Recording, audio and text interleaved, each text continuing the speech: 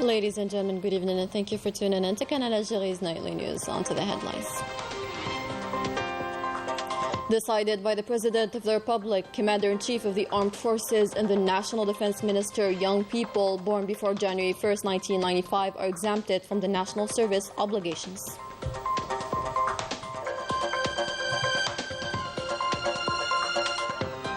New important facilitations for ADL 3 program subscribers. More details to discover in our news.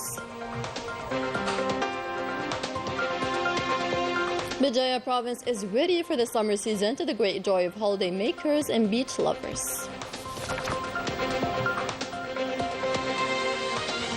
Welcome back. We begin with tonight's main story, where the Ministry of National Defense announced on Wednesday that young people born before January 1st, 1995 and who are not yet enrolled are exempt from the national service obligations, and that in line with the provisions of the Presidential Decree of June 11th, 2024, exempting citizens from national service obligations decided by the President of the Republic, Commander-in-Chief of the Armed Forces and the National Defense Minister. These young people are called upon to head for their national service offices with the required documents, namely the ID card and 2 photos, to complete the administrative procedures related to the exemption. A plan has been worked out to fulfill this operation accordingly with their birth date. End of the MND, or the Ministry of National Defense, statement.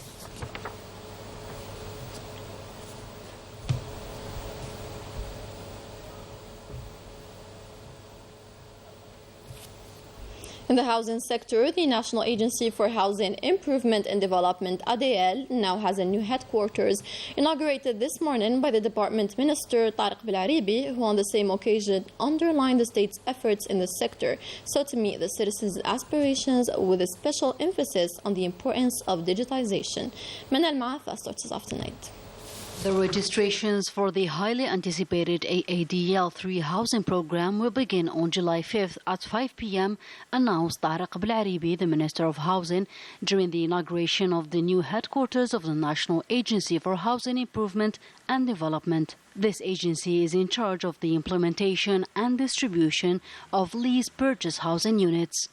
We will launch the AADL 3 program on July 5th at 5 p.m., allowing all interested parties to register online. We have worked diligently to prepare this program, thoroughly examining all aspects and collaborating with local authorities to provide the necessary land for the first phase of projects. The minister also specified that in preparation for the opening of the AADL 3 program, modifications have been made according to an executive decree which outlines the conditions and modalities of acquisition. These updates, which will be published in the official Gazette in the coming days, have allowed for increase in payment installments from 4 to 5, an extension of payment terms to 30 and 35 years, depending on income, and the introduction of sponsorship procedure to facilitate payments. The minister also specified that the registration for the AADL 3 program and the management of subscription files up to the handing over of keys will be conducted via an electronic platform. The registration process will be entirely digital. Simply enter your national identity number and social security number. This demonstrates our technical and digital proficiency. A new dedicated digital platform has been established to ensure a smooth registration process, whether on computer or a smartphone, all supervised by experts and specialists in this field. Additionally, on July 5th, 67,000 housing units will be distributed across the entire national territory. Ahead of the presidential elections slated for September the 7th, the withdrawal of the subscription forms goes on at the level of the Independent Elections Authority. To this effect, 2 more candidates accomplished this operation, namely the representative of Abdel Hamid Arbi Sharif, in addition to Habbal Kamal Belami and Abdel Khaliq Jilali, bringing the number of candidates so far to 21. As our country is getting ready for a paramount upcoming event, namely the presidential elections September 2024, members of the national community abroad, who are a key component of our national unity, are mobilized and ready to take part in this major step for the nation. Case in point from France, with a young Algerian software engineer, with our correspondent Afaf Belouchet, taken up by Melissa Kepesh. Abdurrahman, like many of our nationals settled abroad, is a young app developer and a graduate from the Psychological Engineering and Biotechnology Institute, is focusing these days on a single important political event, namely the upcoming presidential elections.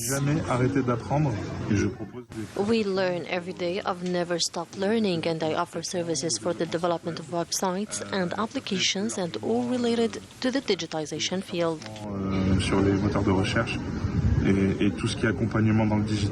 Always at the service of his Muslim community, Abdurrahman also developed an app for the Grand Mosque of Paris devoted to prayer times in accordance with the geolocalization, in addition to another one called the Muslim Quiz devoted to test one's religious knowledge.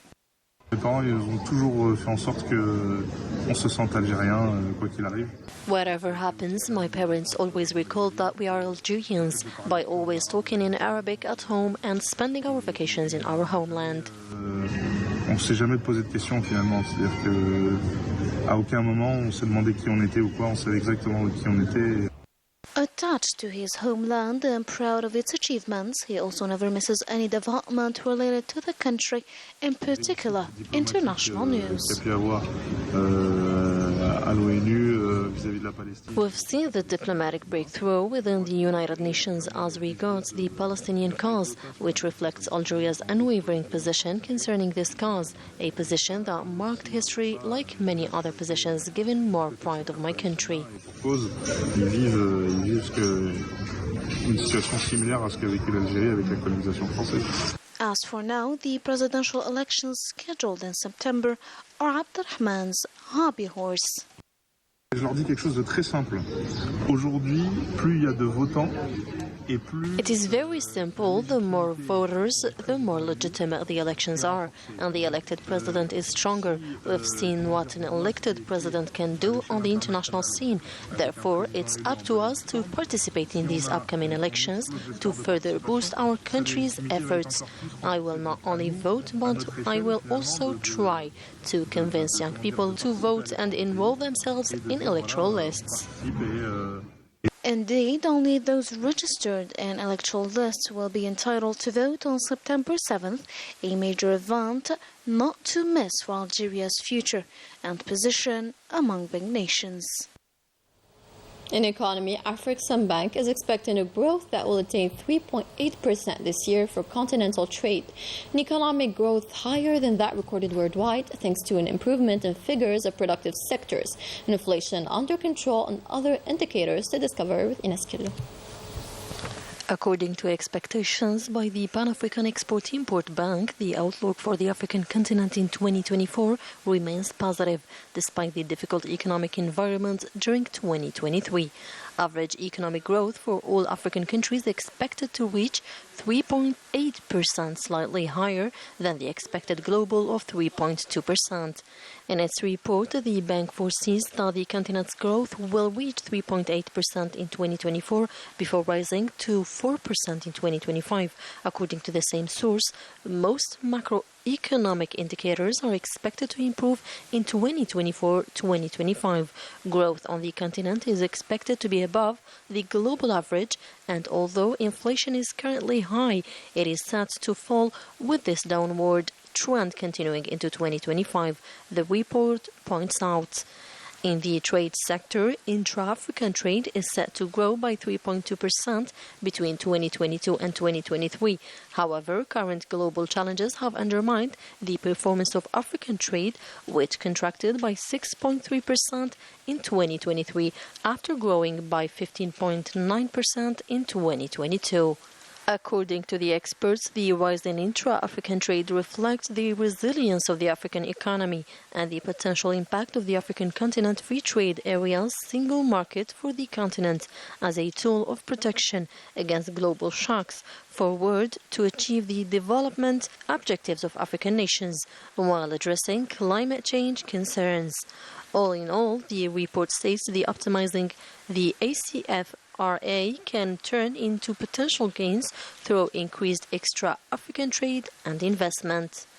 The report also reveals that African economies face several downside risks, including rising debt levels and escalating geopolitical tensions in some cases, as well as potential food insecurity. Worth noting that in September 2025, Afreximbank will organize in Algiers, in collaboration with the African Union and the Secretariat of African Free Trade Area, the 4th Inter-African Trade for IATF 2025. Internationally, dozens of Palestinians fell martyrs yesterday in Gaza Strip as Zionist bombings intensified in the south of the Strip, while the aggressor is preparing for a potential attack on Lebanon. Buildings are leveled to the ground. Vital resources such as food and water are now a luxury, while diseases continue to spread, exacerbating an already catastrophic situation. Ines Killu gives us the details.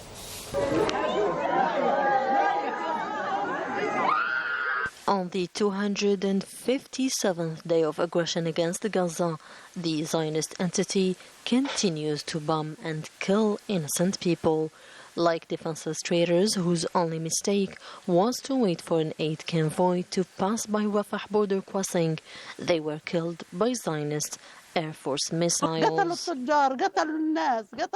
They killed traders, they killed women, children. Every day our children, our families, our neighbors fell martyrs. 7 missiles were launched successively, one after the other.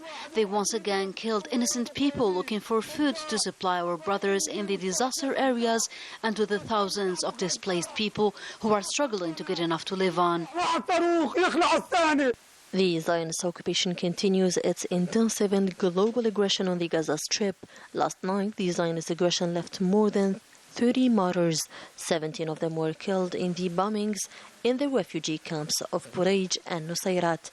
The total number of victims of the aggression now amounts to more than 37,000 martyrs and 85,000 wounded. Extensive damage to infrastructure and vital facilities has caused an unprecedented humanitarian catastrophe in the Gaza Strip due to the interruption of food, water and medicines, and also fuel supplies due to restrictions being imposed by the occupation forces. The situation is getting worse with the announcement of hospitals in the Gaza Strip that they can no longer accommodate new patients and wounded. Moreover, more than 3,500 children live under the threat of death due to malnutrition, lack of medicines and vaccines. The Algerian governing body, FAF, announced on Wednesday that the 2024 Cup final between CR Belouizdad and Mouloudia of Algiers will be held on July 5th at the 5th of July Olympic Stadium here in Algiers.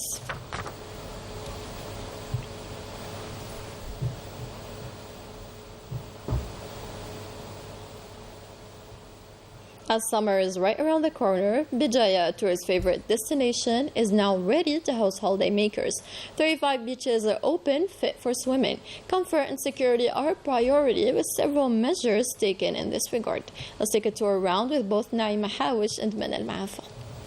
Beach administrators and coastal roads leading to the sea are now open after several years of closure.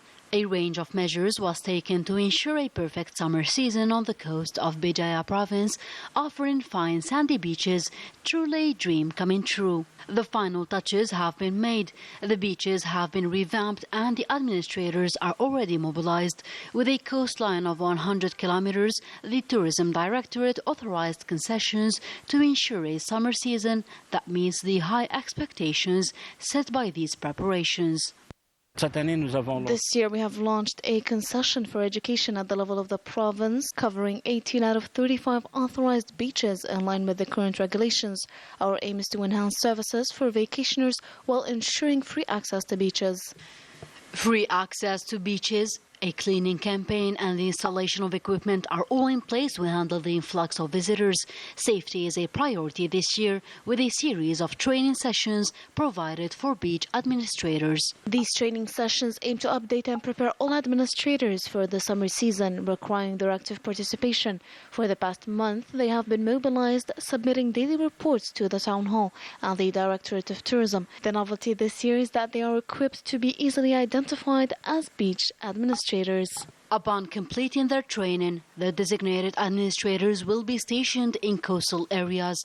They will ensure the well-being of holidaymakers, monitoring the beaches from 8 a.m. to 7 p.m.